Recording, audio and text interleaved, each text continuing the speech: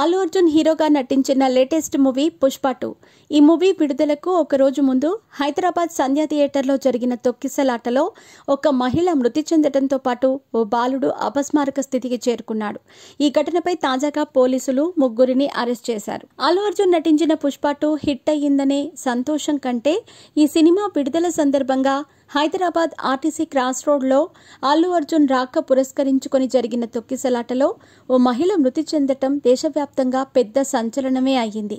ఈ ఘటనపై పోలీసులు, థియేటర్ యాజమాన్యం నిర్లక్ష్యం, మరోవైపు పోలీసుల వైఫల్యం కొట్టొచ్చినట్టు కనిపిస్తోంది.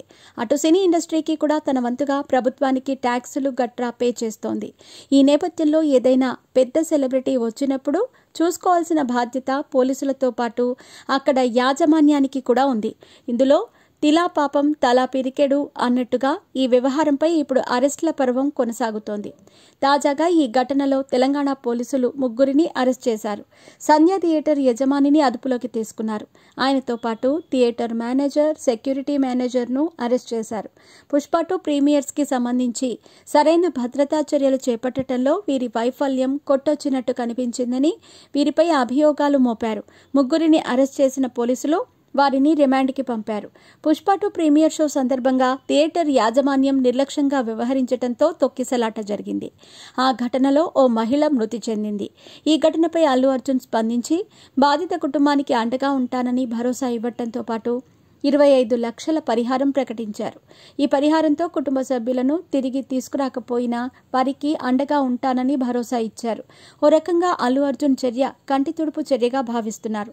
సినిమాలకు కోట్లకు కోట్లు తీసుకునే హీరో కేవలం 25 లక్షల పరిహారం ఏమిటి అనే చర్చ నడుస్తోంది.